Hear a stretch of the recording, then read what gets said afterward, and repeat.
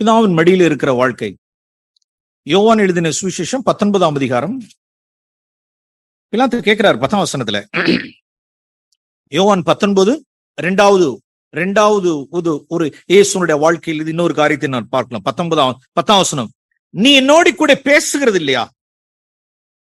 என்ன மேன், இப்படி அமைதியா இருந்தா என்ன அர்த்தம்? என்னோட நீ பேசுறது இல்லையா? இப்படி அமைதியா உட்கார்ந்து இருந்தா என்ன அர்த்தம்? இப்படி அமைதியா என்ன அர்த்தம்? நான் உன்னை ரிலீஸ் பண்ணணும்னு நினைக்கிறேன் மேன். என்ன ரொம்ப ரொம்ப அமைதியா இருக்க நீனு? என்கிட்ட நீ பேசுறது இல்லையா? உன்னை சிலுவையில் அறைய எனக்கு அதிகாரம் உண்டு தெரியுமா? உன்னை விடுதலை பண்ண எனக்கு அதிகாரம் உண்டு தெரியுமா? அப்படின்னு தலைவர் எதை காமிக்கிறார்னா பவரை காண்பிக்கிறார்.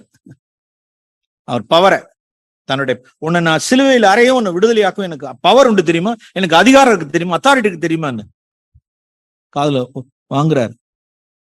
ஐயா, அவர் யாரை தரிசித்து கொண்டிருக்கிறார்? பூமியின் சரீரத்தில் மாம்ச சரீரம் பூமியின் மடியில இருக்கு, கோர்ட்ல இருக்கு. ஆவி எங்க இருக்கு அப்படின்னா பிதாவை தரிசித்து கொண்டிருக்கிறார். அண்ட சராச்சரங்களில் பூமியினுடைய பூச்சக்கரங்கள் எல்லாம் ஆளுகை செய்கிற ஏக சக்கராதிபதி, ஒருவரும் சேரக்கூடாத ஒளியில் வாசம் செய்கிற தேவன் என் பரமபிதா. இந்த மனுஷன் இருந்துகிட்டு எனக்கு அதிகாரம் இருக்கான்னு கேட்கிறான். ஓ காட், பிதாவே பார்த்துக்கிட்டு இருக்கிற மனுஷன் கூலா சொல்றாரு. என்ன கூலா சொல்றாரு? நோ நோ நோ நோ, என் டேடிட்டு இருந்து உங்களுக்கு அதிகாரம் வந்ததாம், பரத்திலிருந்து உங்களுக்கு அதிகாரம் வந்ததான் என் மேல அதிகாரம்.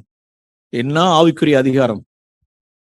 இவர்கிட்ட ஒரு அதிகாரம் இருக்கு, பிலாத்துக்கிட்ட ஒரு அதிகாரம் இருக்கு, ஆவிக்குரிய அதிகாரம். பயப்படாமல் இருக்கிறது, கலங்காமல் இருக்கிறது. எதை குறித்து? மரணத்தை குறித்து பயம் கிடையாது. மரணத்தை குறித்து, சிலுவையில ஏத்த போறதை குறித்து நோ ஃபியர். மனுஷனை கொடுத்து அதிகாரத்தை குறித்து நோ ஃபியர் அட் ஆல். பிரியமானவர்களே, அந்த வாழ்க்கை கிறிஸ்து நமக்கு வைத்து போயிருக்கிறார். அது பிதாவினுடைய மடியில் அமர்ந்திருக்கிற ஒரு வாழ்க்கை. பூமியில தான் இருப்போம், ஆனா பிதாவின் மடியில இருப்போம். சமீபமாய் ஒரு ரைச்சியஸ் ஒரு ஆபீசர், அவர் மேல சில பேர்லாம் இங்கெல்லாம் நிறைய பேர் என்ன செய்வாங்க, இந்த நாட்கள் எல்லாம், கடைசி நாட்கள் எல்லாம் நீதியாய் நாம் ரொம்ப ஸ்ட்ரிக்ட் ஆபீசரா, செம்மையாய், உத்தமமாய், லஞ்சம் வாங்காத, ஊழல் பண்ணாத, கரப்ட் பண்ணாத, அபிஷியலா ஒரு இடத்துல ஒரு ஹை போஸ்ட்ல எல்லாம் நம்ம இருக்கணும் அப்படிங்கிறது ரொம்ப டஃப். அந்த சகோதரனை குறித்து நான், அவர் தன்னுடைய காரியங்கள் எல்லாம் சொன்னார். அவர் மேல எவ்வளவு கம்ப்ளைண்ட்ஸ். அவங்களே ஏதாவது வந்தாச்சுன்னா செக்ஷுவல் ஹராஸ்மெண்ட் அப்படின்னு, ஏதாவது இந்த மனுஷனை தூக்கணும் அப்படின்னா பாலியல் தொல்லை கொடுத்தாரு இந்த மனுஷன், போடு அதை தீட்டு எஃப்ஐஆர் பிரச்சனை போட்டு கம்ப்ளைண்ட் பண்ணி காரியங்களை பண்றது, இல்லைன்னா வேற மாதிரி ஏதாவது பிரச்சனைகள் பண்றது. சில அதிகாரிகள் இந்த பூமியில் உள்ளதான காரியங்கள் நீதியின் நிமித்தம், உத்தம கிறிஸ்துவ விசுவாசத்தின் நிமித்தம், நீதியின் நிமித்தம், இப்படிப்பட்ட உத்தம கிறிஸ்துவ வாழ்க்கை வாழும் பொழுது, நீதிக்காக போராடும் பொழுது, நம்ம இந்த இடத்துல என்ன செய்வான்னு, இப்படிப்பட்ட ஏதாவது ஒரு காரியத்தை செய்யும் பொழுது நோ, பயந்துடக்கூடாது. பிதாவின் மடியில இருக்கிறோம். அந்த மனுஷன் அப்படியே சில பேர் என்ன செய்யறாங்க அப்படின்னு, என்ன செய்வாங்க அப்படின்னா, சில பேர் அவங்களே ரெக்கார்ட் பண்றது, யார்ட்டையாவது கேமரா எல்லாத்தையும் கொடுத்து ஏதாச்சும் பண்ணி விட்டு, சார் என்ன அடிக்காதீங்க சார் என்ன அடிக்காதீங்க சார் ஏன் சார் என்ன அடிக்கிறீங்க அப்படி என்ன செஞ்சிட வேண்டியது, போடு தள்ளி விட்ட வேண்டியது. இவர் நீ அடித்தார் பாருங்க, நடிப்பு, வேஷம், பிளாட்டு, சதி. இப்ப நம்ம என்ன செய்வோம்? இப்ப அந்த காரியங்கள் எல்லாம் பார்க்க போனோம், அபிஷியல்ஸ் எல்லாம் பார்க்க போனா நாம் யாரை பார்க்க போறோம்? இன்னைக்கு இருக்கக்கூடியதான அதிகாரிகள், போக்குவரத்து, லஞ்சம் மிகுந்த அதிகாரிகள், கை சுத்தம் இல்லாதவர்கள்லாம் என்ன செய்வாங்க? ஒரு காரியத்தை எழுதணும், ஒரு எஃப்ஐஆர், மற்ற காரியங்கள், ஸ்டேஷனை பார்க்கணும், அதிகாரியை பார்க்கணும்னா நமக்குலாம் எங்கேருந்து ஒத்தாசை வரும்? என்ன ஆகும், ஏதாவும், இப்படி செய்வோமா, அப்படி செய்வோமா? பிரியமானவர்களே, நமக்கு முன்னோடினவர் கிறிஸ்து இயேசு. நம்மை போல் எல்லா வகையிலும் சோதிக்கப்பட்டவர், நாசில சுவாசம் உள்ள மனுஷனுக்கு பயப்படாதவர், பிதாவுடைய மடியில் அமர்ந்திருந்தபடினால் என்ன கழுமரத்துல ஏத்தி தொங்க விட்டாலும் சரி, நோ ஃபியர். அழகா பிரியமானவர்களே, இதான் இந்த வாழ்க்கை தான். இந்த வார்த்தை நான் இந்த இடையிலே நான் சொல்ல விரும்புகிறேன். பிதாவுடைய மடியில் இருக்கிற வாழ்க்கையை பாருங்க. பழைய ஏற்பாட்டுல இஸ்ரவேலர்களுக்கு ஒரு ஆசீர்வாதம் என்ன அப்படின்னா, 4 ஆசீர்வாதம் இருக்கு. 4 ஆசீர்வாதத்துல அந்த உபாகமம் 28ஆம் அதிகாரத்துல 4 blessings சொல்லப்பட்டிருக்கும். 1 பூமிக்குரிய செழிப்பு, 2 வானத்திலிருந்து மழை, 3 சத்துருக்கள் ஓடி போவார்கள், 4 எல்லா ஜாதி ஜனத்துக்கு மேல நீ இருப்ப. 4 blessings.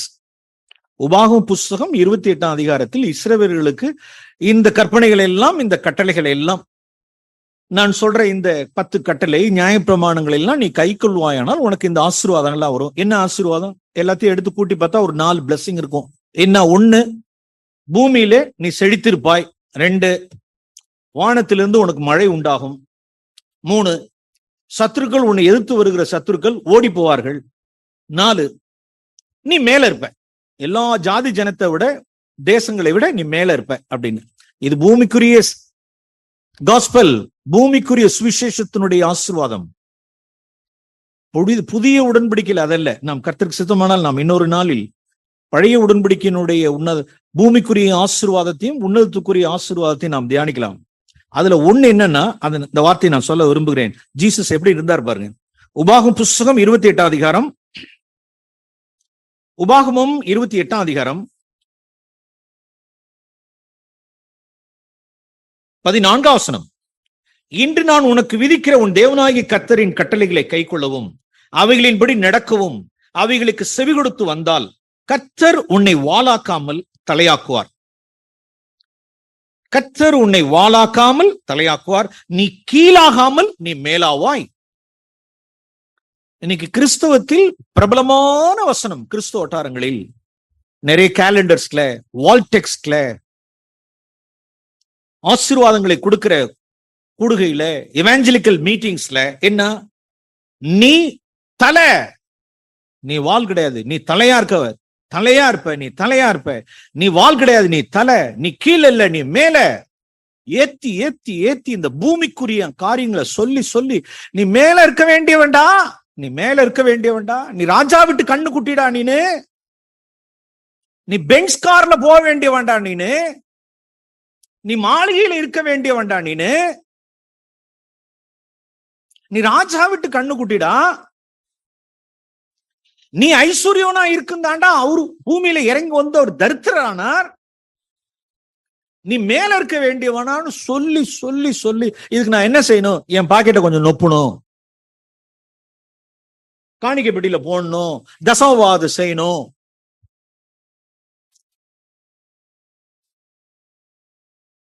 இது ஒரு சுவிசேஷம்.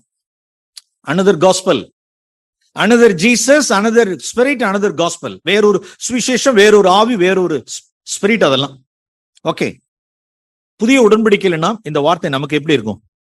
நீ தலையா இருப்ப, நீ வாளாகாமல் நீ தலையா இருப்ப, நீ தான் மேல இருப்ப அப்படின்னா. அப்படியே இந்த கோர்ட் பாத்தீங்களா? எந்த கோர்ட்? பிலாத்துனுடைய கோர்ட்ல இப்ப ஜீசஸ் இருக்காரு. பிலாத்து இப்படி இருக்காருங்க மேல கோர்ட்ல. அப்படி பிலாத்து உட்கார்ந்துட்டு இருக்காரு, கவர்னர் மேல உட்கார்ந்துட்டு இருக்காரு. குற்றவாளி, தேசாந்திர குற்றவாளியினுடைய கூண்டுல யாரு நிக்கிறா அப்படின்னா, யாரு? ஜீசஸ் நிக்கிறார். இப்படி இருக்கு பாருங்க. யாரு மேல யாரு கீழன்னு சொல்லுங்க? பிலாத்து மேல, இயேசு கீழே. பார்வைக்கு பார்த்தா எப்படி இருக்குன்னா, தலை, வாலு, மேல கீழே. இப்ப சொல்லுங்க பாப்போம், யார் உண்மையிலேயே வாலு, யார் உண்மையிலே கீழன்னு சொல்லுங்க பாப்போம். விளங்குதுங்களா?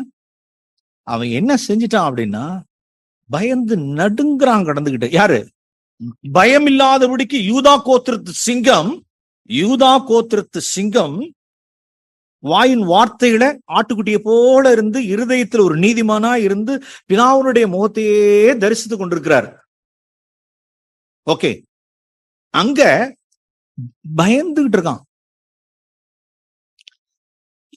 தேவ சித்தம் செய்யணும், ஒரு சித்தம் செய்யணும், நன்மை செய்யணும் அப்படின்னு விரும்புறான். என்ன இல்ல அவன்கிட்ட விரும்ப முடியல. கை கழுவுறான் பாருங்க, கை கழுவுறான். அவனுக்கு மனசாட்சிக்கு தெரியுது இவர் குற்றமற்றவர், இவர்கிட்ட குற்றம் இல்ல. பொறாமையினால ஒப்பு கொடுத்தாங்க. ஒரு பக்கம் மனைவி லெட்டர் எழுதி கொடுக்கிறா, அத்தான் வேண்டாம், டார்லிங் வேண்டாம், இவர் நீதிமான் வேண்டாம், ஒரு ஒண்ணு செஞ்சிடாதீங்கன்னு ஒரு பக்கம் மனைவி. மனசாட்சிக்கு தெரியுது. ஆனா என்ன செய்யறாரு அப்படின்னா, முடியலையே. பதவி, யூதர்களுடைய குறித்ததான பயம். நாளைக்கு ஏதாவது ஒரு மேல ரிப்போர்ட் ராயனுக்கு போயிடுச்சுன்னா என் போஸ்ட் என்ன ஆகும், என் பொசிஷன் என்ன ஆகும், என் கணம் என்ன ஆகும். கலவரம் ஆயிடுச்சுன்னா என்ன ஆகும்? கை கழுவிட்டு போயிடுவோம். யார் வாளு? பிலாத்து வாளு. அவன் தான் கீழே. ஏன் அப்படின்னா பிரியமானவர்களே, அவர் எங்க மேல இருந்தார்? தன்னுடைய ஆவியில் அவர் எங்க இருந்தார் அப்படின்னா உன்னதங்களில் பிதாவுடைய மடியில் மேல இருந்தார். ஆவிக்குரிய அதிகாரம் உடையவராய் இருந்தார். அல்லது இன்னொரு உதாரணத்தை கூட சொல்றேன். அப்போஸ்தலர் நடபடிகள் 26ஆம் அதிகாரம். அப்போஸ்தலர் நடபடிகள் 26ஆம் அதிகாரம்.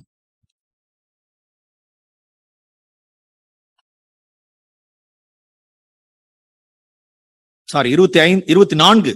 அப்போஸ்தலர் நடபடிகள் 24ஆம் அதிகாரம். பவுல் சிறை கைதியா ஜெயில இருக்கார். சிறைச்சாலையில் பவுல் இருக்கிறார்.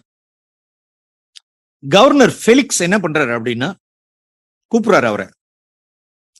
சில நாளைக்கு பின்பு 24ஆம் அதிகாரம் 24ஆம் வசனம்.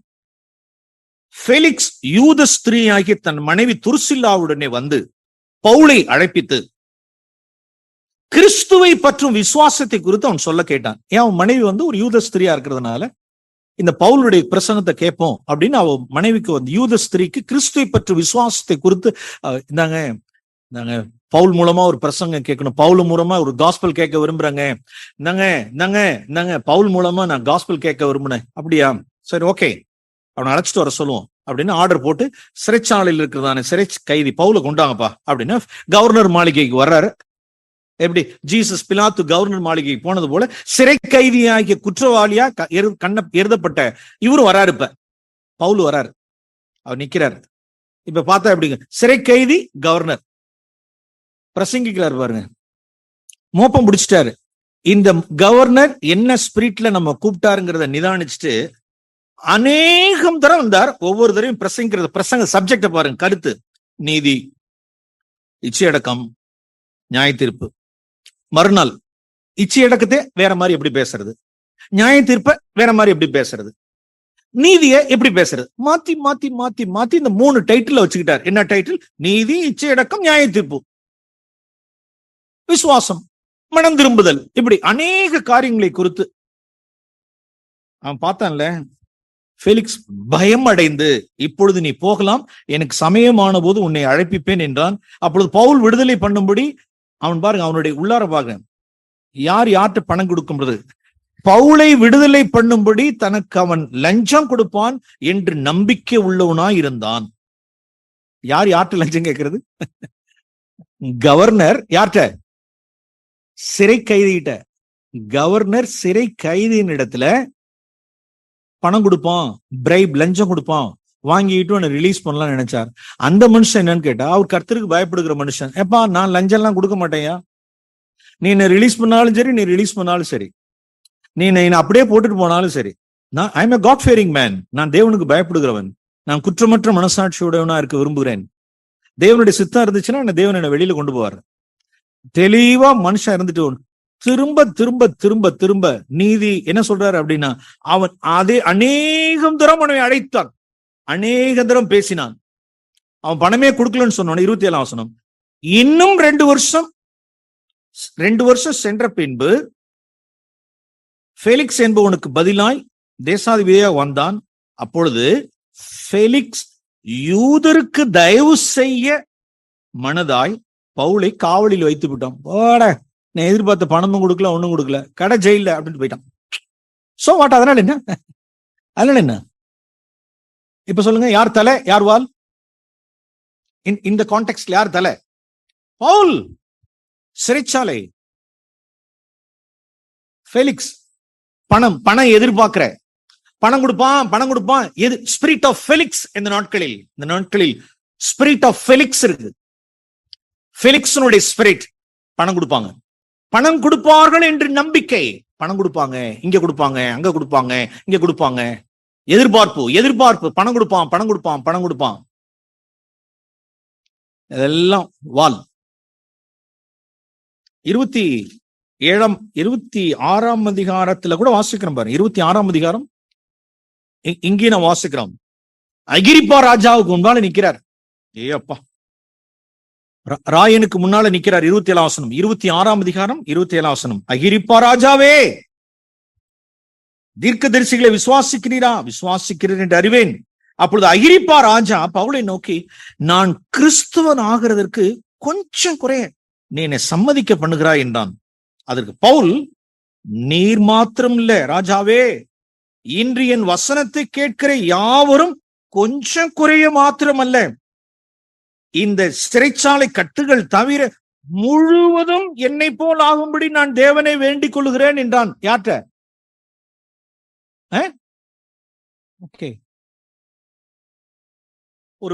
ஒரு சிஎம் அல்லது ஒரு பிஎம் இந்த பக்கம் திருக்காட்டுப்பள்ளிக்கு வர்றார், இந்த பக்கம் போறார், நம்ம வீதி வழியா நம்ம வழியா போறாங்க. எல்லாரும் நின்று என்ன செய்யறாங்க? இப்படி இப்படி விஷ் பண்றாங்க, ஏதோ ஒண்ணு கொடுக்குறாங்க. அவங்கவுங்க என்ன கொடுக்குறாங்க அப்படின்னா, ஒரு பெட்டிஷன், இந்த பெட்டிஷன், அந்த பெட்டிஷன், இந்த பெட்டிஷன் எல்லாம் கொடுக்குறாங்க. எங்களுக்கு இது வேணும், அது வேணும், இந்த ஊருக்கு அது வேணும், அப்படி எல்லாம் கொடுக்குறோம். செய்யறேன்னு சொன்னார். இப்ப நாம அங்கேருந்து பாக்குறோம், பிஎம் ஆர் சிஎம்,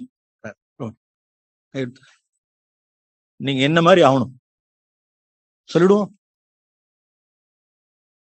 யோசிச்சு பாத்தீங்களா? நீங்க என்ன போல ஆகணும்னு நான் விரும்புறேன்னு சொல்லுவோம். நம்ம கட்ஸ் இருக்கா? அது எங்க இருந்துகிட்டு சிறை கைதியா இருந்துகிட்டு நீ என்ன போல ஆகணும். என்ன கட்ஸ், ஸ்பிரிட் இருந்துச்சு பாத்தீங்களா உள்ளார ஆவியில. அது அகிரிப்பா ராஜாவா இருந்தான்னா, ஃபெலிக்ஸா இருந்தான்னா, ஜீசஸ்க்கு பிலாத்தா இருந்தான்னா, பிரியமானவர்களே, அவர்கள் எல்லாம் எங்க உட்கார்ந்துருக்காங்க சொல்லுங்க பாப்போம். எங்க? உன்னதங்களில் பிதாவுனுடைய மடியில் பிதாவை தரிசிக்கிறவர்கள், பூமியில் உள்ள எந்த மனுஷருடைய அதிகாரத்துக்கு என்ன செய்யாதவர்கள், பயப்படாதவர்கள். ஓகே, நாம் இன்னொரு காரியத்தை ஜீசஸ்னுடைய லைஃப்ல இருந்து நாம் பார்க்கிறோம். யோவான் எழுதின சுவிசேஷம், இதெல்லாம் பிதாவுனுடைய மடியில் இருக்கிற வாழ்க்கை. யோவான் எழுதின சுவிசேஷம் 6ஆம் அதிகாரம். ஒரு கிட்டத்தட்ட ஊழியத்துக்கு வந்து ஜீசஸ்னுடைய லைஃப்ல ஒரு 3.5 வருஷத்துல கிட்டத்தட்ட ஒரு 2 வருஷம் அவருடைய போராட்டமா இருந்திருக்கலாம். யோவான் எழுதின சுவிசேஷம் 6ஆம் அதிகாரம் 37, 38, 39 அருமையான வார்த்தைகள்.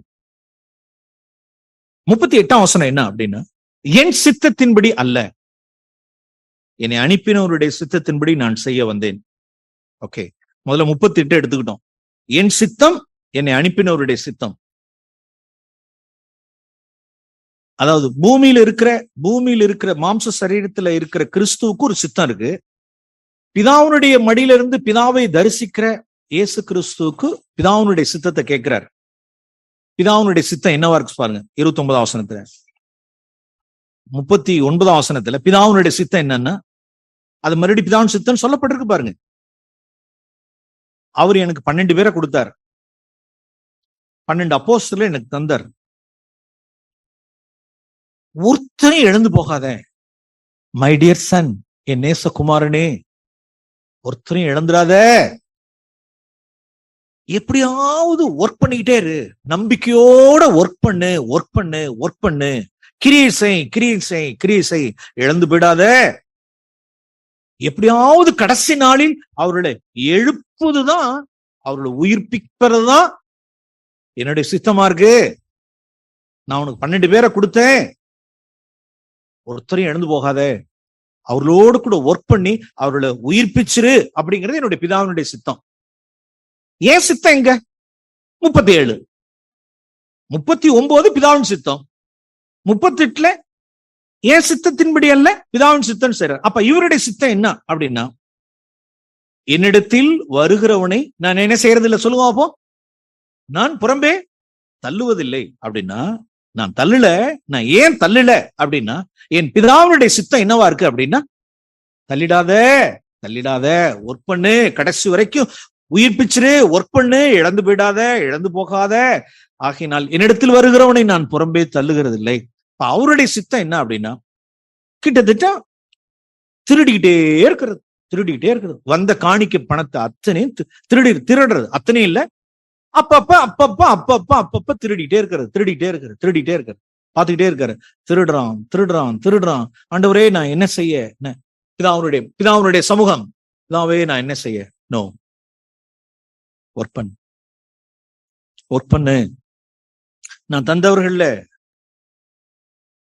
தந்தவர்களை நீ இழந்துடாத. கடைசி நாள் மட்டும் ஒர்க் பண்ணு, முடிவு பரியந்தம் ஒர்க் பண்ணு.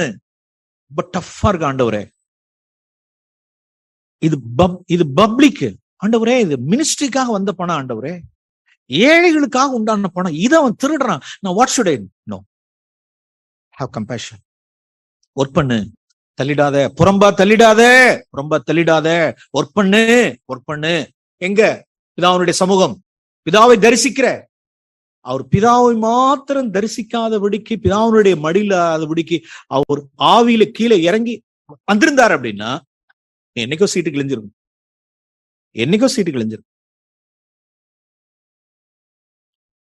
ஏன்னா மாம்ச ரத்தம் என்னுடைய சித்தம் என்ன சொல்லணும்? புறம்பே தள்ளணும்.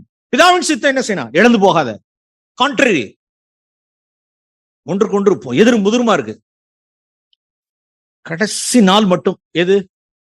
அப்பம் விற்கிற நாள் மட்டும், அல்லது கெத்செமனே மட்டும்